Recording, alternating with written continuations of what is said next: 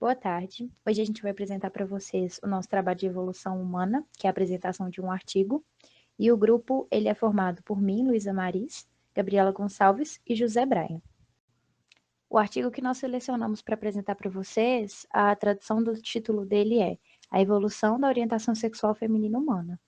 E começando a falar um pouco já sobre ele, sobre o assunto, a orientação sexual feminina, ela tem recebido menos atenção teórica e empírica do que a orientação sexual. Além disso, pesquisas que investigam a orientação sexual feminina, muitas vezes elas subestimam os insights que são proporcionados pela teoria da evolução. O presente artigo, ele trata-se de uma revisão com uma visão geral da literatura sobre a identificação sexual feminina e também a biologia e orientação sexual feminina. Os comportamentos sexuais femininos do mesmo sexo em macacos não humanos, eles também são descritos e fornecem um contexto comparativo para a discussão de hipóteses e também para a evolução das atrações e comportamentais sexuais femininos do mesmo sexo. Introduzindo sobre a orientação sexual humana, na discussão a seguir, o termo orientação sexual ele vai se referir ao padrão psicológico, fisiológico e comportamental de respostas a estímulos sexuais. O termo expressão sexual ele se refere às manifestações e percepções que estão ligadas à cultura da orientação sexual. Os termos homossexual, heterossexual, bissexual e queer, eles referem-se a determinadas expressões sexuais ocidentais e são aplicadas apenas a indivíduos e amostras que se identificam como tais. Pesquisas indicam que, em geral, as mulheres elas demonstram maior fluidez sexual do que os homens. A fluidez sexual ela se refere à diversidade de estímulos e contextos que produzem uma resposta sexual em um indivíduo. Essa resposta sexual ela é amplamente definida e pode se incluir atração sexual e romântica, fisiológica, excitação e ou comportamento sexual. O desejo sexual masculino é geralmente considerado específico, pois ele favorece um sexo. Evolutivamente, a ambivalência sexual no sexo feminino pode ser um produto da seleção para a escolha do companheiro mais prudente, evitando então um comportamento mais agressivo masculino. E, finalmente, as mulheres, elas relatam mudanças mais frequentes nas alterações sexuais do que os homens em sua vida, particularmente entre não heterossexuais. Perspectivas modernas identificaram que, em mulheres, o desenvolvimento da sexualidade é diverso e notavelmente mais diverso do que o desenvolvimento da sexualidade masculina. Uma descoberta consistente é que mulheres psicologicamente femininas, elas são mais propensas a se identificarem como mulheres bissexuais, e as mais psicologicamente masculinas, elas são mais propensas a se identificarem como homossexuais. Em todo o mundo, a história e a variação do ser humano, a expressão sexual mulher com mulher é um tema desafiador, porque em muitas culturas, nenhuma terminologia ela foi desenvolvida para identificar as orientações sexuais femininas, porque o sexo feminino foi marginalizado pela história e há perspectivas que questionam ou desacreditam as variáveis sexuais femininas e sua importância. Globalmente, a expressão sexual do mesmo sexo em homens e mulheres podem ser organizados em três grandes categorias. A transgencional, que refere-se a relacionamentos entre indivíduos do mesmo sexo, congruentes com o gênero e a maturidade sexual e com a maturidade sexual diferente. Transgênero, que refere-se a relacionamentos do mesmo sexo, em que o membro expressa traços do gênero típico de um sexo e o outro expressa traços de gêneros típicos do sexo oposto àquele, e igualitário, que refere-se a relações entre duas pessoas do mesmo sexo, adultos, congruentes com o gênero e de idades semelhantes. Embora as relações sexuais transgencionais entre as pessoas do mesmo sexo sejam mais frequentes associadas a homens, vários exemplos marcantes de relação sexual transgencionais entre mulher e mulher podem ser encontradas em culturas antigas. A cultura espartana na Grécia antiga incluiu um rito de iniciação que as mulheres adultas elas teriam relações sexuais com meninas antes do casamento. Em Lesbos, a poetisa Safo, ela escreveu sobre comunidades de mulheres nas quais juntas elas aprenderiam a amar e se sentir desejadas. Na modernidade, exemplos de sexos transicionais femininos são raros. A literatura que sobreviveu da Roma Antiga, ela sugere a existência de relação sexual transgênero entre mulheres e mulheres com características masculinas, conhecida como tribas, preferindo um papel mais ativo no sexo com mulheres. Antigas obras chinesas de história e de literatura também descrevem que mulheres masculinizadas elas entravam em irmandades cujo o objetivo era promover o relacionamento das mesmas com outras mulheres de elevado status social. As relações sexuais entre mulheres ocidentais contemporâneas, elas são comumente igualitárias. No entanto, há estudos que sugerem que esse tipo de relação não é tão recente, sendo seus registros ignorados por pré-historiadores, predominantemente dos sexos masculinos, em sociedades predominantemente puritanas. Bom, em relação à biologia humana da orientação sexual feminina, foi hipotetizado que uma contribuição biológica hereditária para a orientação sexual é a herdabilidade. A herdabilidade refere-se à proporção da variação fenotípica em uma determinada amostra que é estatisticamente atribuível à variação genética. Em outras palavras, a herdabilidade indica que o aumentar das diferenças entre os indivíduos em uma determinada característica pode ser explicado por diferenças em seus genes, geralmente medidos por sua relação mútua. Embora os marcadores genéticos não tenham sido identificados para orientação sexual feminina, vários candidatos foram apontados. A atividade do gene pode desempenhar um papel na produção e ou também sensibilidade hormonal, que pode sutilmente influenciar o desenvolvimento do cérebro e assim produzir percepções e padrões de comportamento que interagem com as expectativas sociais humanas de uma forma que, em circunstâncias específicas, promova relações sexuais entre mulheres. Pesquisas iniciais sobre hormônios pré-natais e orientação sexual não mostraram evidências de diferença nos níveis de hormônio pré-natal entre mulheres homossexuais e heterossexuais. Pesquisas posteriores encontraram correlações positivas entre a exposição a andrógenos pré-natais em relação à testosterona e o comportamento masculino. A exposição pré-natal a andrógenos tem sido desde então relacionado com o comportamento típico masculino, podendo gerar aumento da atração sexual pelo mesmo sexo em mulheres. Em geral, a organização e os efeitos ativadores dos hormônios sexuais são agora considerados mais poderosos do que os cromossomos sexuais na predição sexual, fisiologia e comportamento sexual. Acima da média, a exposição pré-natal a andrógenos masculiniza o feminino, podendo também masculinizar estruturas cerebrais diferenciadas, incluindo regiões do hipotálamo e tálamo, responsáveis pela atração sexual e a excitação. A seguinte cobertura de comportamentos sexuais femininos do mesmo sexo em macacos, que será apresentada, é fornecida para contextualizar o comportamento do sexo feminino humano, mas não implica que a expressão sexual humana, com seu significado pessoal e cultural, é profundamente análoga para modelos não humanos. Na literatura em geral, comportamentos sexuais entre indivíduos do mesmo sexo são registrados mais frequentemente entre indivíduos do sexo masculino, e o que pode ser explicado por influências geradas por preconceitos durante as pesquisas, onde a atenção pelo comportamento masculino é maior.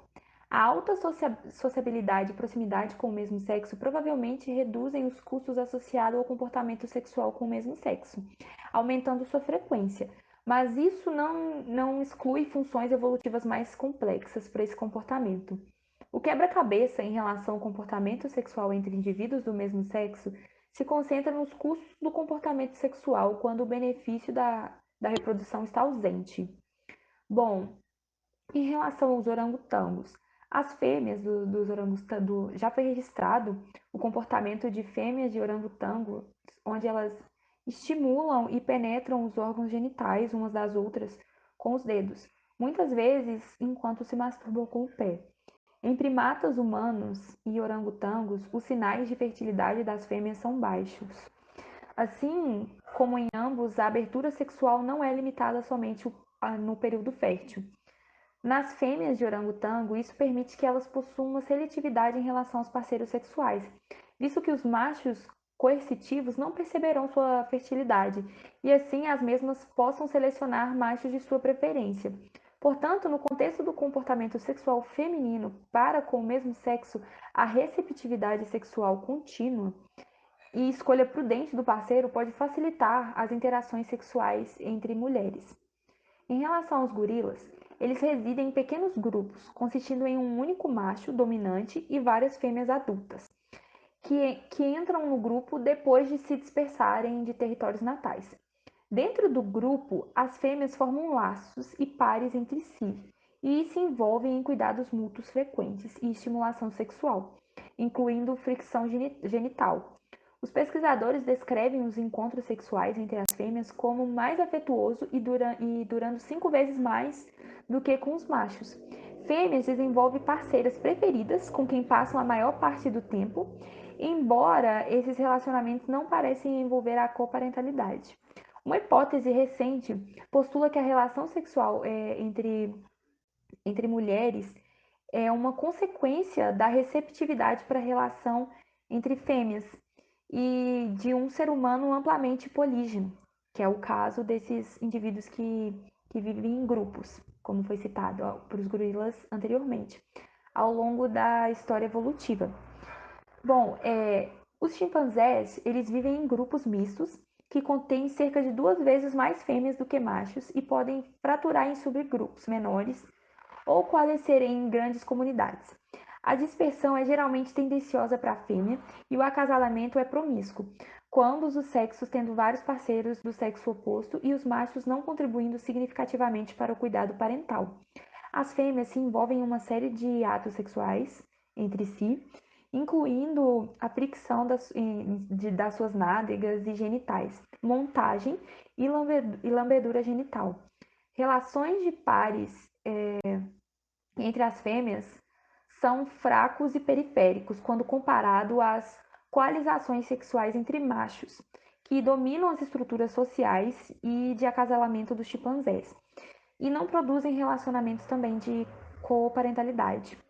Durante seu período fértil, as fêmeas acasalam com vários machos por dia, sendo frequente a violência masculina, que representa uma ameaça comum à escolha do parceiro. Os bonobos, a espécie mais próxima do ser humano, residem em grupos mistos, que podem ser divididos em subgrupos, mudando em relação a membros e hierarquias. Como os chimpanzés, o acasalamento é promíscuo e o cuidado paterno é insignificante. Uma diferença importante entre a sociedade de chimpanzés e bonobos é a presença de uma robusta rede de pares de fêmeas em bonobos, produzindo coalizações femininas que dominam a sociedade bonobo e facilitam a escolha do parceiro por meio de defesa cooperativa contra machos coercitivos. Frequentes interações sexuais entre mulheres parecem manter essas coalizações, e o sexo pode servir como uma forma de moeda de troca. Um dos incentivos para os laços femininos entre o mesmo sexo é a possibilidade da promoção da tolerância em relação à prole de outras fêmeas, de fêmeas com outras fêmeas. Mas as fêmeas o investimento de outras fêmeas aloparental é limitado. Há hipóteses que colocam o cuidado aloparental no centro da explicação para a relação entre fêmeas humanas. As atrações e comportamentos sexuais entre o mesmo sexo são intrigantes para os cientistas evolucionistas, pois é uma atividade em que há custos sem um benefício auto-evidente para a sobrevivência ou reprodução. E a lista de espécies que se envolvem em comportamento sexual com o mesmo sexo cresce rapidamente. Os índices indicam que mulheres que se identificam homossexuais possuem uma probabilidade de 20 a 30% de produzir pelo menos uma prole em relação a mulheres heterossexuais, que possuem uma probabilidade de 80 a 90% de gerar prole na população. Considerando fatores genéticos para a formação da homossexualidade humana, seria de se esperar que os genes relevantes para esse comportamento diminuísse em frequência até extrema raridade. No entanto, os estudos modernos indicam que não somente fatores genéticos refletem no comportamento sexual, visto que a média reprodutiva não reflete necessariamente a média das gerações anteriores. A variação na orientação sexual feminina, portanto, depende de uma história do ambiente sociossexual humano e as consequências reprodutivas de traços psicológicos hereditários nesses ambientes. Bom, hipóteses de subproduto. Os subprodutos são produtos não funcionais da seleção natural e as adaptações são produtos funcionais. As hipóteses de subproduto não postulam benefícios reprodutivos diretos para ancestrais fêmeas que expressaram atração e comportamento sexual pelo mesmo sexo. Em vez disso, essas hipóteses postulam que o comportamento que algumas mulheres possuem de atração e comportamento sexual pelo mesmo sexo são um resultado secundário de eventos em evolução humana e não resolvem por si mesmas os problemas adaptativos. Bom, com relação à anormalidade e disfunção, várias hipóteses descrevem a homossexualidade como resultado de disfunções, como hormonais ou doenças genéticas, instabilidade de desenvolvimento, irregularidades ou até mesmo por conta de um patógeno. Diferenciação hormonal do cérebro no ambiente pré-natal estava entre as primeiras hipóteses locais em relação à disfunção. Como exemplo, a hiperplasia adrenal congênita é uma doença genética que faz com que as glândulas suprarrenais produzam andrógenos que masculinizam o feto feminino.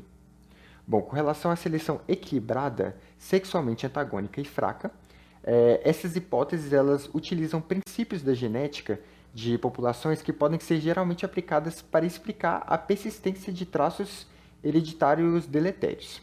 Bom, a superdominância, ou hipótese da heterose, descreve que um traço deletério causado por alelos homozigóticos recessivos podem ser mantidos na população, porque quando esses alelos eles são expressos mais frequentemente na forma heterozigótica comum, eles conferem certa vantagem seletiva.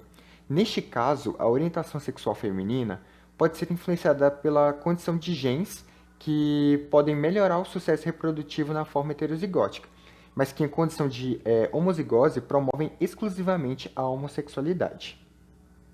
Quanto à autodomesticação, esse processo, sobretudo na perspectiva humana, pode resultar de benefícios obtidos a partir da tolerância social e cooperação.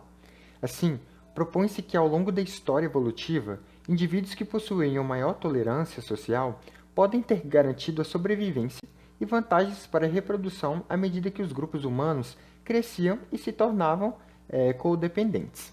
Nessa perspectiva, acredita-se que comportamentos sexuais entre os indivíduos do mesmo sexo são promovidos por autodomesticação. Bom, com relação à frustração sexual e identidade equivocada, também é conhecido como privação heterossexual, o relato da frustração sexual do comportamento sexual do mesmo sexo postula que os humanos são poderosamente motivados a experimentar interações sexuais e românticas e irão persegui-las na ausência de parceiros viáveis do sexo oposto.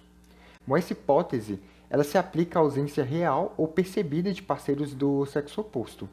As prisões femininas representam um exemplo muito claro e extremo disso, com alguns casos onde cerca de 30% e 60% das presidiárias se envolvem em comportamentos e relacionamentos sexuais com pessoas do mesmo sexo.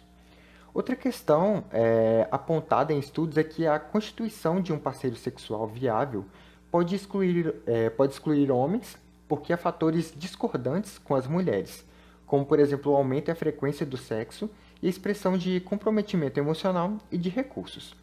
Homens e mulheres heterossexuais relatam que as relações sexuais possuem custos maiores do que os relatados por homens e mulheres homossexuais.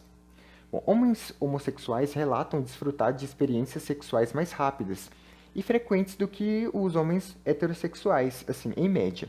E mulheres homossexuais relatam maior satisfação sexual, mais desejo sexual, orgasmos mais frequentes e maior satisfação com seus próprios corpos do que as mulheres heterossexuais.